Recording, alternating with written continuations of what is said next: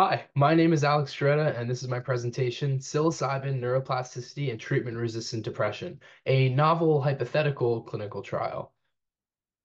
So the basic outline is as follows. There's a background section, an aim section, which is just the goals of the research project and the study design. So when going over the disease state of depression, it's important to talk about MDD, which is the medical term basically, which is you have 2 or more weeks of low mood enjoyment, and this is alongside other criteria from the DSM-5, which is like a handbook for psychiatrists and psychologists. And it's one of the most common mental health diagnoses in the US, with approximately 21 million adult Americans, or 8% of the population, having MDD. And it's also a multifactorial issue, meaning that, we haven't really been able to pin down one exact cause of the disorder. So the first line treatment for depression are selective serotonin reuptake inhibitors, or SSRIs. So serotonin is a neurotransmitter that's deficient in depressed patients. When you inhibit their reuptake, you are able to keep them kind of at that receptor site, like in the picture, where they're the most active. Otherwise, they would get shoved back up into the presynaptic nerve, where they're not going to exhibit any effect. So taking SSRIs increases serotonin concentration, hopefully decreases depressive symptoms. So even though SSRIs work for a lot of people, there are still people who have treatment-resistant depression, which is basically the inability to adequately respond to, a normal antidepressant. And when you look at the population, the breakdown, 30% of those with MDD have TRD, meaning they don't really see much benefit from pre-existing treatments. And this, manifests itself economically, where you can see that, $92 billion are lost from MDD patients economically every year. And then half of that value actually comes from TRD patients, which are like a subset of MDD patients. And beyond just that economic loss, there's also a personal human element here, where at least 30% of TRD patients have attempted suicide at least once. So, clearly we have to look at some options that we haven't exhausted yet. And so, that brings me to psilocybin. And on the left is a picture of the molecule, on the right is just a picture of like the fruiting bodies of some mushrooms that contain psilocybin. So basic history of psilocybin, you can kind of lay it out as it started out like ritualistic use in Mesoamerica, then it moves to being used in the clinic in the US around the 60s, got banned because of counterculture movement, got banned because of there weren't stringent enough regulations on research. But early research was promising. We know now, the mechanism by which psilocybin kind of exhibits its effect is activating the serotonin 5-HT2A receptor in the brain, which will lead to downstream increases in neuroplasticity. So, I just mentioned that word neuroplasticity, and it's kind of important to define it and also talk about what is the link between neuroplasticity and depression. So, neuroplasticity is basically the ability of the brain to respond to stimuli by reorganizing itself. So, if you have a neuroplastic brain, when you're presented with some sort of stimulus, your brain is going to be able to, shift things around, kind of be able to, work out what it's seeing effectively. And when you look at physiologically, the brain is actually then forming new neural pathways, strengthening old ones. It's more or less just, the ability of the brain to kind of take in information and properly process it. And when we look at depressed people in the depression disease state, when they're exposed to a stress stimulus, we see that there are some actual physiologic changes that occur. So you have a decrease in neurogenesis and an increase in neurotoxicity, which basically means that neurons in the brain are dying, and they're also not regenerating. So you're losing these neurons, and what that results in is, kind of this inability to think past low mood pathways. And by having the stress stimulus that's so constant, these low mood pathways are going to be reinforced. And when you have psilocybin or magic mushrooms, what we see here is that it kind of can inhibit that decrease in neurogenesis and kind of inhibit, basically then that mechanism by which you have this brain that's really rigid and able to work itself out of the hole that it digs itself into, metaphorically speaking. And when we look at, the default mode network, or DMN, in the brain, this is basically region of the brain that's responsible for introspective thought. It's responsible for thinking about the future, thinking about also one's past, and it's active, as the name default would suggest, when you're not really actively thinking about anything else. So what we see in patients who don't have depression, their DMN is not super interconnected. But when you have a patient that has depression, their DMN is more interconnected, as you can see in that picture on the right. So what does that mean? Like, if you had to do like a real world situation scenario. So if a patient does not have depression, if they have let's say an embarrassing thing that happens to them early in the day, they might think about it. It's a fleeting thought. They don't really ruminate on that, experience. But a depressed person, because this part of the brain that's so, good and so, effective at thinking about these introspective thoughts, um, it's going to kind of hone in on that embarrassing experience, and it's going to internalize it and keep reinforcing it. And what that's going to do then is, contribute to their depression by, their self-worth is going to decrease because they're going to be thinking, oh, I did this embarrassing thing, people don't like me, like I'm worthless. And this is a physiologic difference. We can see that when you compare a depressed person's brain to a person who's not depressed, they have this increased activation of this part of the brain. Um, and when you look at psilocybin compared to Lexapro, which is an SSRI, psilocybin is actually able to decrease the functional connectivity within the DMN. So, decrease some of that overactivity that's contributing to the depressive reinforcement. And it also increases global network integration, which is basically the ability of the DMN to communicate with other regions of the brain. So if you have some negative thought or experience, you're kind of able to touch upon these other parts of the brain that you wouldn't be able to access normally, or, not to the same extent, and gain some more perspective, be able to work out your problems better.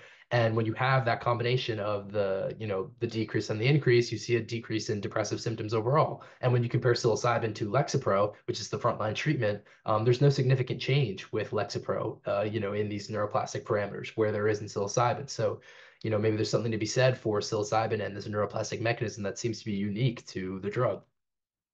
We're looking at brain modularity. This is basically the degree to which the brain is divided into subnetworks. So patients who are more depressed, their brain is going to be more split into these networks. It's going to be more modular. There's going to be less communications between these different modules of the brain. And then once you give them psilocybin, they're going to have an increased connectivity between these different regions of the brain, leading to increased, communication, increased ability to work through problems because you just have that perspective that you don't have before. Um, when we look at quantifying the effect of, or the amount of neuroplasticity in the brain, we look at something called BDNF, which basically is a protein that's going to promote neural differentiation and development. So because of this, we can see, oh, if there's increased levels of BDNF, that's going to correlate with increased levels of neuroplasticity because, mechanistically, that's what BDNF is doing. It's forming new neural pathways. And therefore, kind of with that establishment of that background, this is the theory of the project, that neuroplasticity decreases depressive symptoms by inducing a more suggestible state, increasing sensitivity to therapy. Basically saying that when you have a more neuroplastic brain, you're just going to be more responsive to therapy because your brain can better internalize what it's hearing and receiving, and really work those problems out better. And the hypothesis specifically is that psilocybin can act as an antidepressant for TRD by increasing neuroplasticity, which is able to help to reset and work out those rigid, depressive, ruminative modes of thought the brain gets trapped in. So aim one for the project is that we won't continue until we receive approval from the IRB and the FDA, which basically is just saying that, because psilocybin is a Schedule One compound, very illegal, it's difficult to obtain permission to research with it, and we can't continue our research until we do receive the proper go-aheads. And then, but with this regulation, and that being secured, the proper procedures and everything, we move on to the first like mechanistic aim, which is basically to use fMRI to measure, that default mode network integration, that default mode network, interconnectivity, global network integration. And the basic, concept is that you use fMRI to see activity in different regions of the brain. So you have these nodes that are in different regions, and it's like, okay, we want to see, are these nodes more active within the DMN after psilocybin administration? So like if you have node one, node two, both in the DMN, and there's a lot of communication between the two, psilocybin should theoretically decrease that communication, and we'll see that with the fMRI. And when we look at the dosing schedule, you have to scan the patient at baseline, and there's going to be two doses. The first dose being a lower dose, second dose being a higher dose. Basically, just prime them with the low dose, see if they can handle it, and then give them the high dose, which is supposed to be more effective. And we're going to scan one day after that low dose, one day after that high dose, And then from there, this is kind of like the novelty of this research project. We want to be able to track long-term neuroplastic changes, so a month out, 3 months out, 6 months out, because we've seen that a single dose of psilocybin can lead to sustained changes in depressive symptoms, but we don't really have that data for looking at, are there also sustained neuroplastic changes? And to do that, we have to look at fMRI data months after the administration of the dose. So aim 2B is to look at the effect of psilocybin on the release of BDNF, which is our neuroplastic biomarker. So BDNF is, we're going to take the serum from the patient, run an ELISA to help quantify the amount of protein in the serum. And this is kind of important for us to do because though BDNF is associated with neuroplasticity, only one study out of two has actually found that psilocybin significantly increases BDNF levels. So, our whole point in doing this is kind of to help add more research to the field, collect more data, because that's what we need to come to more, a more conclusive, kind of conclusion to see if psilocybin really does induce that neuroplastic effect. And the timeline of the BDNF is basically, patient comes in, measure the BDNF, give them psilocybin, measure BDNF levels at their peak of the trip, and then measure it at the end of the trip. So we can kind of just be like, okay, BDNF levels were highest here, lowest here, and just track it. And aim three is to measure depressive symptoms before and after treatment with psilocybin. The scale that we're using is the Zung Self-Rating Depression Scale, which basically, the main advantage of it is that when you have a patient who's rating themselves, there's not going to be a researcher who's rating their depression. And if a researcher receives, like someone who's received a high dose of psilocybin for someone who's received a placebo, they're going to see, oh, this person had really, really significant changes. I'm thinking maybe they received the psilocybin, and that's going to introduce bias that we don't want because the research is supposed to be double blinded. Some disadvantages for the self-rated scale. The criteria can be a little bit vague, and also, there's some personal bias that can be introduced from the patient themselves because they're rating how they feel. So the whole purpose of the depression rating is basically, to see when BDNF increases, we would hope that it would increase with psilocybin administration.